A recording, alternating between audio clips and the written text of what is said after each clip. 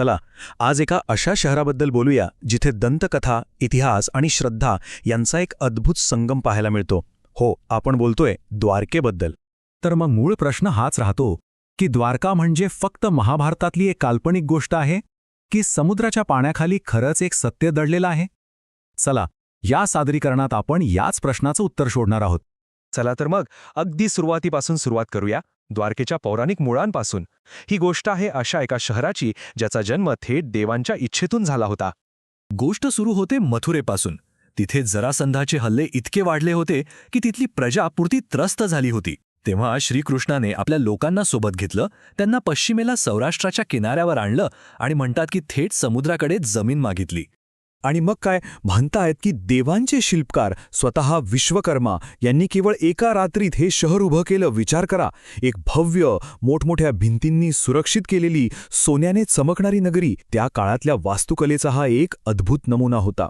पण मग इतक्या सुंदर शहराचं झालं काय? ते समुद्रात गेलं कसं? यामागे आहे एक शाप. महाभारत युद्ध संपल्यानंतर कौरवांची आई गांधारीने कृष्णाला एक भयंकर शाप दिला आणि ह्याच शापामुळे 36 वर्षांनंतर प्रचंड मोठ्या लाटा आल्या आणि त्यांनी या संपूर्ण शहराला आपल्या पोटात सामावून घेतलं. तर ही झाली पुराणातली गोष्ट. पण आता दंतकथेच्या जगातून बाहेर येऊया आणि विज्ञानाच्या दृष्टिकोनातून पाहूया. समुद्राखाली खरंच द्वारकेचे काही पुरावे आहेत का? चला पाहू.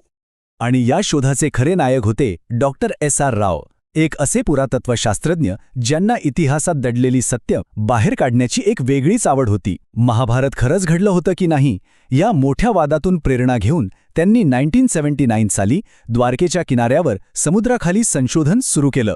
आणि त्यांना जे सापडलं ना ते खरंच अकल्पनीय होतं. आता इथे बघा, महाभारतात जे वर्णन आहे आणि डॉक्टर राव यांना जे सापडलं त्यातलं साम्य पाहून थक्क व्हायला होतं.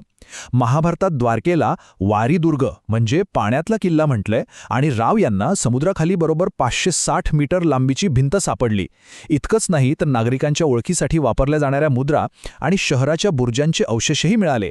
जणू काही हजारो वर्षांपूर्वीचा ग्रंथ त्यांना नकाशासारखा मार्ग दाखवत होता. आणि सगळ्यात महत्त्वाचं, या सगळ्या अवशेषांचं वय किती जुनं असेल? कार्बन डेटिंगनुसार हे अवशेष आहेत तब्बल इसवी पूर्व 1500च्या काळातले, म्हणजे अगदी तोच काळ जो महाभारताचा मानला जातो. जी गोष्ट इतकी शतकं फक्त एक कथा वाटत होती, तिला आता एक भौतिक पुरावा मिळाला होता. कथा आणि वास्तव यांच्यातला एक अविश्वसनीय दुवा सापडला होता. समुद्राखालच्या अवशेषांची गोष्ट तर झाली, पण आता जमिनीवर येऊया, जिथे द्वारकेची श्रद्धा आजही तितकीच जिवंत आहे. आणि त्या श्रद्धेचं केंद्र आहे भव्य द्वारकाधीश मंदिर. ह्या मंदिराने तर काय काय नाही पाहिलंय. कृष्णाचे पंतू वज्रनाभ यांनी हे मंदिर बांधलं असं म्हणतात. त्यानंतर 8व्या शतकात खुद्द आदि शंकराचार्यांनी त्याची पुनर्बांधणी केली. अनेक आक्रमणं झिलली, ते नष्टही झालं, पण प्रत्येक वेळी दुरुस्ती होऊन ते पुन्हा दिमाखात उभं राहिलं. ह्या मंदिराने हजारो वर्षांचा इतिहास पाहिला आहे. आणि गंमत म्हणजे या मंदिरात द्वारकाधीशांना फक्त एक मूर्ती नाही तर एक जिवंत राजा मानलं जातं. त्यांची एक संपूर्ण दिनचर्या आहे. सकाळी मंगला आरतीने त्यांना उठवलं जातं, मग शृंगार आरतीत एखाद्या राजासारखं सजवलं जातं आणि रात्री शयन आरतीनंतर त्यांना झोपवलं जातं. पण द्वारका म्हणजे फक्त मंदिर किंवा समुद्राखालचे अवशेष नाहीत. द्वारका जिवंत आहे तिथल्या लोकांमुळे, ज्यांच्या भक्तीने ही हजारो वर्षांची परंपरा आजतागायत टिकून ठेवली आहे. इथल्या लोकांची श्रद्धा किती खोल आहे हे समजून घ्यायचं असेल तर मंदिराच्या ध्वजाचं उदाहरण पुरेसं आहे. बघा, 52 गजांचा हा ध्वज दिवसातून एकदा नाही, दोनदा नाही, तर तब्बल 5 वेळा बदलला जातो.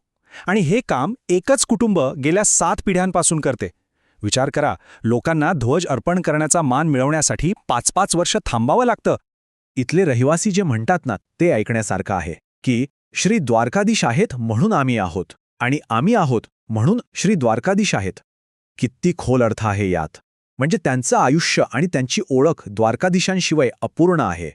आणि ही श्रद्धा फक्त जुन्या पिढीपुरती मर्यादित नाहीये. आजची तरुण पिढीही यात मागे नाही. झीलसारखे एक सिव्हिल इंजिनियर मंदिरात प्रसाद बनवते, तर हितेनसारखा टॅटू आर्टिस्ट कृष्णाला आपला मित्र मानतो. नवीन पिढी आधुनिक जीवनात श्रद्धेचे नवे मार्ग शोधत आहे. आणि या सगळ्या श्रद्धेचा, भक्तीचा परमोच्च क्षण म्हणजे जन्माष्टमीचा सण, कृष्णाचा वाढदिवस. चला बघूया हा दिवस कसा साजरा होतो. विचार करा, जन्माष्टमीच्या दिवशी द्वारकेत किती लोक जमत असतील? जवळपास 1.5 लाख. अख्खं शहर जणू एका मानवी सागरात बुडून जातं. सगळीकडे फक्त कृष्ण भक्तीचा रंग आणि उत्साह दिसतो. या दिवशी एक खूपच खास विधी होतो, तो म्हणजे पंचामृत अभिषेक. देवमूर्तीला दही, तूप, दूध, मध आणि साखरेच्या या 5 अमृतांनी स्नान घातलं जातं. हा अत्यंत पवित्र आणि दुर्मिळ सोहळा वर्षातून फक्त 2दाच होतो. आणि मग तो क्षण येतो, मध्यरात्रीचे ठोके पडतात आणि मथुरेच्या तुरुंगातल्या कृष्णजन्माची ती कथा पुन्हा जिवंत होते. हा क्षण म्हणजे अंधारातून प्रकाशाकडे जाण्याचा, संकटातून आशेचा जन्म होण्याचं एक खूप मोठं प्रतीक आहे. खरं आहे. आजच्या या धावपळीच्या टेक्नॉलॉजीच्या जगात खरं सुख मिळतं का? नाही. अनेकदा ताणतणाव आणि अशांतीच असते. पण शेवटी आधार मिळतो तो श्रद्धेतूनच. ही एक प्रकारची स्पिरिच्युअल थेरपीच आहे, नाही का?